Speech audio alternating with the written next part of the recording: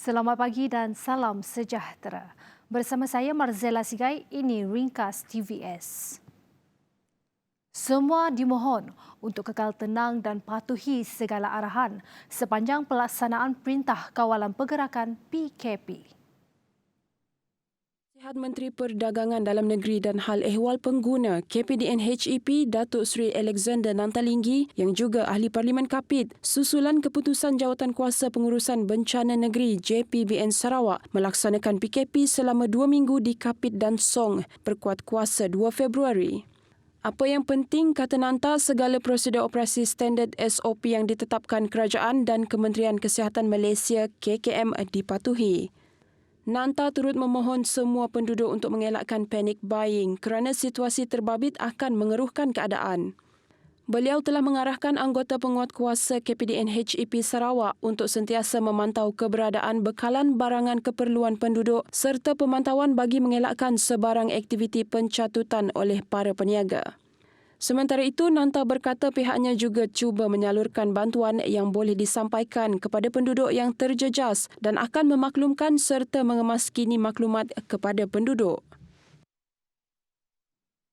Sementara itu, suasana sibuk dapat disaksikan di Pekan Kapit apabila orang ramai mengambil peluang hari terakhir sebelum pelaksanaan PKP bagi mendapatkan barangan keperluan harian.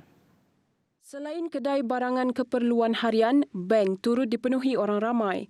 Kedudukan penempatan yang jauh mendorong masyarakat setempat untuk bersedia dengan sumber bekalan dengan lebih awal sebelum PKP selama 2 minggu bermula Selasa. Laban kira kami kat PKP dah nyala nyunan uleh nurun kami laban dah start PKP nyu takut ke bala mensil mayu nurun ke pasar dah nyamre orang nyu beli ke barang sari tau mayu nurun sari tau pada babala pasar semua. Senada dengan Christina Bidai, Ahli Dewan Undangan Negeri Bukit Goram Jefferson Jamit Unyat berkata penyediaan bekalan lebih awal merupakan satu kebiasaan bagi penduduk yang tinggal di luar bandar. But it's all under control. The one I want to say is under control because we have the RELA, the police to assist us there to look into memantau lah.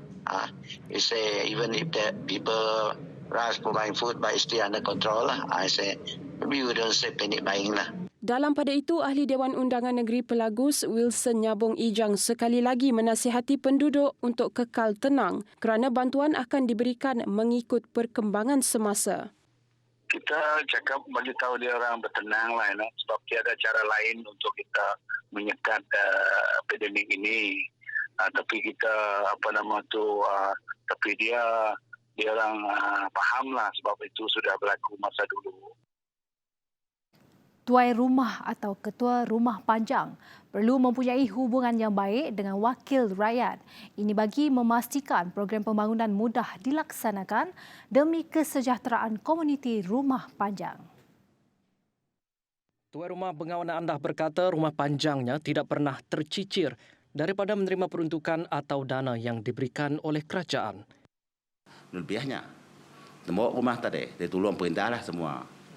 Dia tolong perintah semua, ambil hatap semua, ngau beri bata, lalu ngetal bilik, semua perintah nolong kami. Tang bisik bantu kami pun sikit bisik. Tapi perintah, okeylah nolong kami. Sikit minyak kami di rumah tu tadi, nadai oleh hari-hari perintah. Katanya dana untuk membuat jalan raya masuk kekuasaan rumah diluluskan oleh Ahli Parlimen Kapit Datuk Seri Alexander Nantalinggi dan juga Ahli Dewan Undangan Negeri Adun Pelagus Wilson Nyabong Ijang. Jelasnya dari segi aktiviti ekonomi, komuniti rumah panjang banyak tertumpu kepada aktiviti pertanian dan penternakan. Pemansang kami dalam tupik itu, dia sudah diberi perintah. Subah dari tahun berapa aku pernah ingat, tapi tahun yang subah bisa diberi lada, getah, semualah kuku, semua hotel buka dah, mayu diberi orang. Pasal apa? Pertama tupik kami ditahu. Pemansang kami ditahu. Bagi Tony dan Robert Ngindang pula, komuniti di Rumah Panjang turut menjalankan aktiviti menternak ikan di dalam kolam. So, majulah dari segi perkenan deh, rumah bengau tu yang lama tu deh, yang sudah yang aktif. Baka udah yang cukup matang tadi, ya sudah yang bisa nyual keluar bahasa Kapit nanti dah cukup matang deh.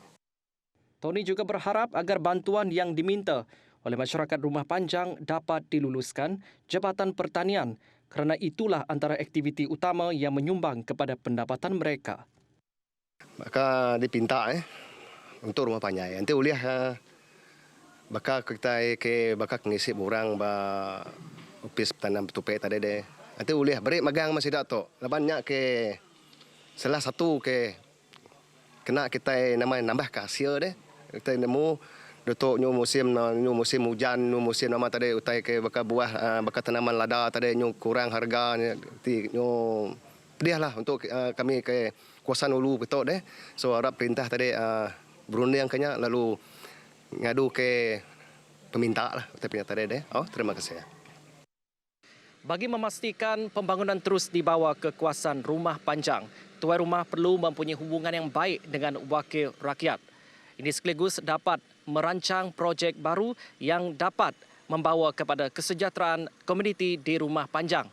Selain itu, tuan rumah juga perlu melibatkan diri secara aktif dengan program yang dianjurkan kerajaan supaya mereka tidak tercicir daripada menerima sebarang maklumat terkini yang penting dan perlu mereka tahu. Saya Setio Dawi bersama juru kamera Zain Hashim melaporkan untuk TVS.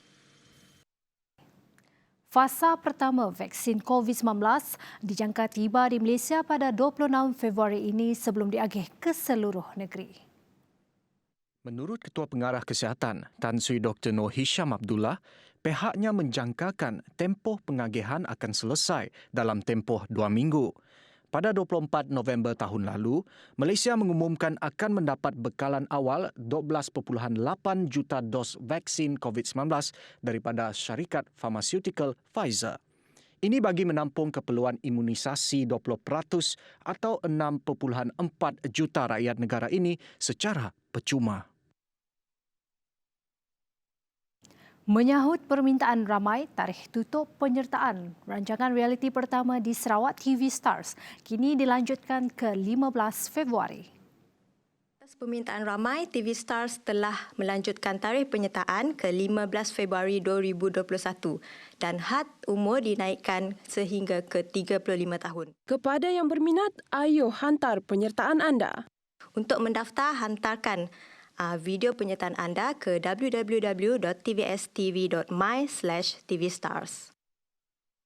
3 pasangan bergu campuran Malaysia yang bersaing dalam kejohanan di Thailand baru-baru ini menunjukkan mereka berpotensi untuk beraksi cemerlang. Namun jurulatih mereka, Paulus Firman, berpandangan bahawa masih banyak yang perlu ditingkatkan. Katanya mereka masih gagal untuk memanfaatkan pengalaman yang diraih semasa sesi latihan selain cepat menggelabah. Pasangan beregu negara berkenaan menerima pengajaran berharga semasa bersaing pada kejohanan terbuka Thailand Yonex, terbuka Thailand Toyota dan Jelajah Dunia Akhir BWF yang berlangsung di Impact Arena Bangkok. Antara kelemahan yang perlu dibaiki ialah kecenderungan melakukan kesilapan mudah yang menyebabkan mereka kehilangan mata selain permainan tidak konsisten serta kekuatan yang tidak setara dengan lawan. Pada perlawanan terbuka Thailand Yonex dan terbuka Thailand Toyota, pasangan Tan Kian Meng dan Lai Pei Jing mencatatkan prestasi paling teruk apabila tersingkir seawal pusingan pembukaan. Manakala beregu Hu Pangron dan Chia Yesi mempamerkan prestasi yang agak membanggakan apabila layak ke separuh akhir terbuka Thailand Toyota selepas terkandas di pusingan awal terbuka Thailand Yonex. Kedua-dua beregu itu bagaimanapun tidak dapat mara ke kejohanan penutup musim Jelajah Dunia Akhir BWF 2020 selepas gagal menempatkan diri dalam kelompok 8 terbaik dalam Road to Bangkok Rankings. Laporan itu tadi mengakhiri ringkas TVS untuk jam ini. Teruskan kesetiaan anda bersama kami di saluran 122. Saya Marzela Sigai. Salam hormat dan jumpa lagi.